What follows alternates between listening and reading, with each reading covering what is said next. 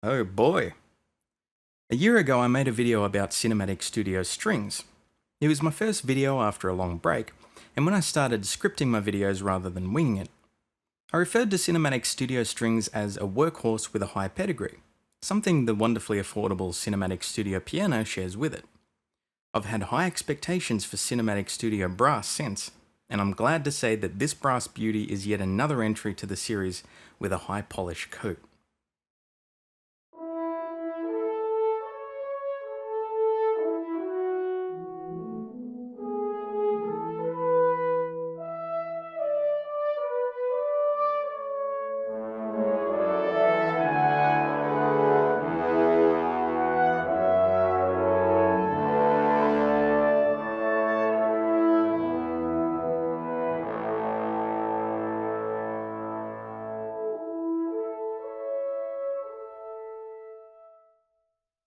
To say I'm proud to have a certain library isn't something I'll often experience. Cinematic Studio brass sounds luxurious yet disciplined. It always sounds regal and filmic, no matter what articulation you play. I'm glad that Alex Wallbank took as much time as was needed to shape this library and filter it of nearly all imperfections and quirks. And even though it's studio brass, it doesn't sound too dry, bloated, or closed off. It's as close as a studio brass sound can get to a concert sound without losing flexibility.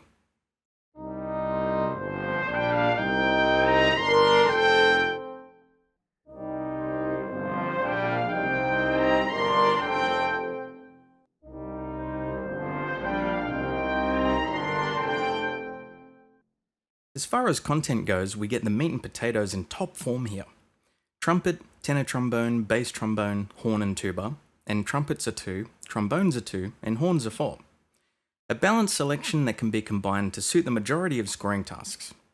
Let's get straight to brass tacks here.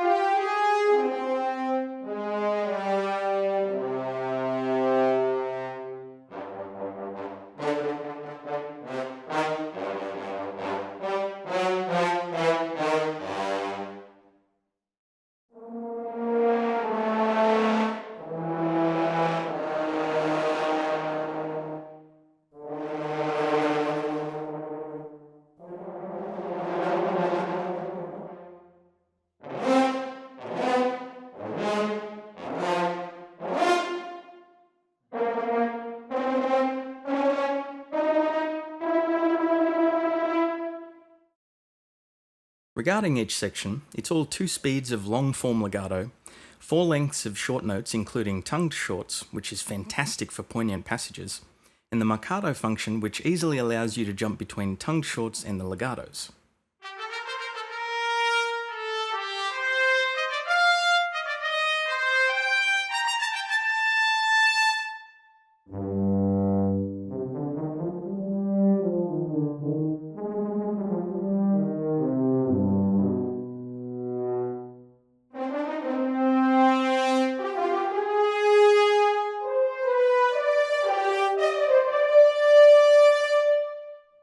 Solid and reliable. The dynamics are astounding, with a strong pushing tone that melts all the way down to whisper quiet. The dynamics are something to be praised especially because the brass here is as disciplined as it gets. A common quirk I find in most brass libraries is that the horns tend to be ultra quiet in the low range and get piercing in the mid-high range. Trombones also tend to be mellower in the high range and overly transient in the low range, especially with short notes. CS Brass is the first library I've played that doesn't suffer this quirk. It's smooth all the way down.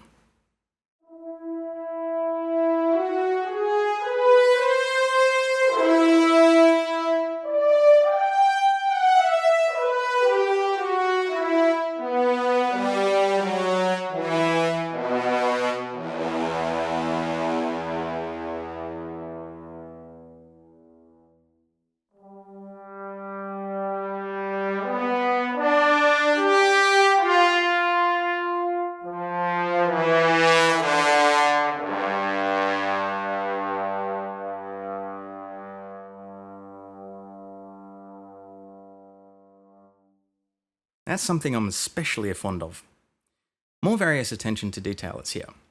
The solo trumpet has an understated vibrato which makes it perfect for solo melodies or adding definition to the trumpet's atu.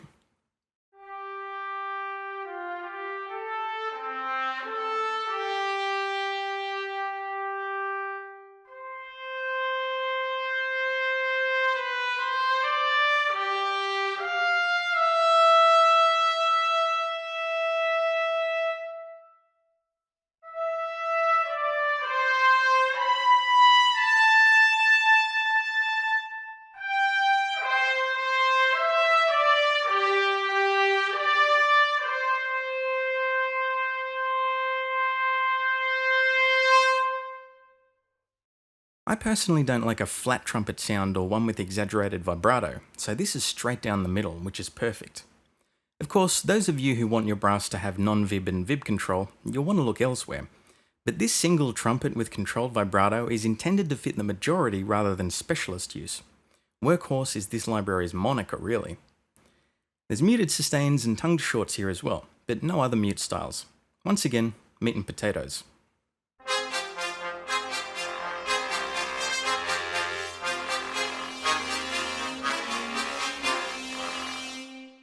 Some composers may want all of the flourishes and experimental brass sounds, and some just for the sake of having them. But from experience, when it comes to brass in actual scoring situations, you'd be surprised how much you don't end up using. This streamlining of cinematic studio brass makes each section almost identical and allows you to reliably cover 90% of your brass needs with high polish. That's the point of this library and why it succeeds so well. The legato doesn't require as much practice as cinematic studio strings, as there's only 2 speeds, but it does have the ultra useful retonguing, which is fantastic.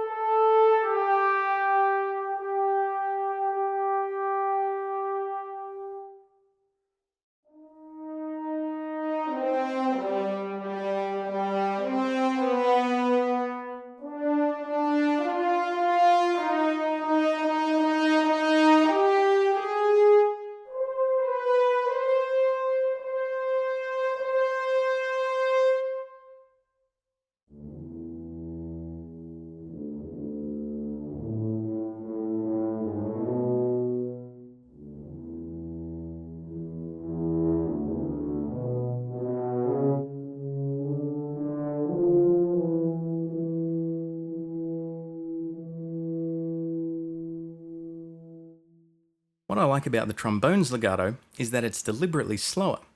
I always find that when trombone legatos are edited to respond quickly, it tempts the user to play passages that are faster than trombones can usually play. The more deliberate legato for these trombones is a breath of fresh air in that regard.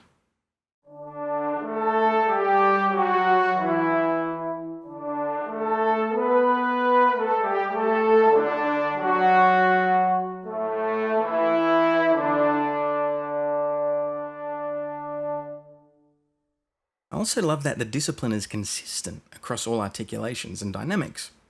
Whether you're playing repetitions, flutters, trills, or mutes, none of the instruments ever move outside that filmic brass zone. There are no quirky or cheesy sounding notes, and that's an achievement for a brass library. This library has clearly been obsessively recorded and edited, and it really shows. Just like Cinematic Studio strings, the short notes aren't cut into, so you'll have to hit each note slightly ahead of time, but the results are true to life. Of course, me being ultra passionate about brass, I'm much more critical when it comes to brass libraries. That being said, Cinematic Studio Brass passes my gauntlet with a determined fervour. But for posterity's sake, here are the nitpicks. There is some ever so slightly tuning deviation for the tenor trombone, but nothing outside of a solid live performance's variation. The library overall is 99% pitch perfect. There's no flugelhorn, euphonium, or contrabass tuba, but once again, the library being a gold standard itself for the most used brass instruments, this can be forgiven, even though I love flugelhorns. There isn't an option to dynamically control the repetitions feature to create crescendo or decrescendo repetitions.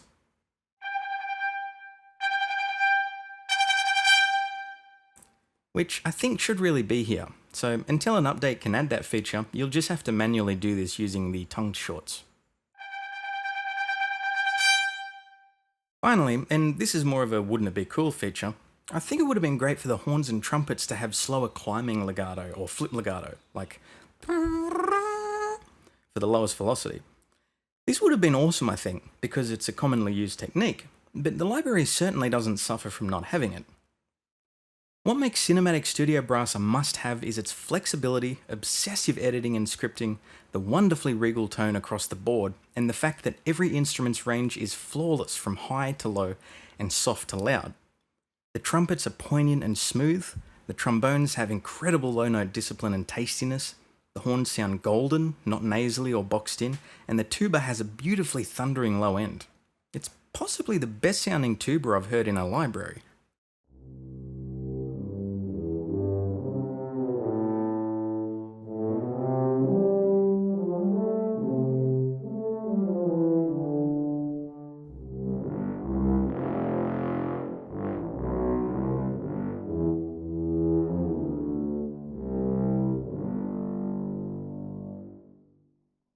Once again, the Cinematic Studio series has another perfect storm entry that's fairly priced and is an absolute must-own for any self-respecting composer. If there was a top 3 spot for the greatest brass libraries ever made, this library takes a spot with vigour and will likely stay there for years. Absolutely phenomenal.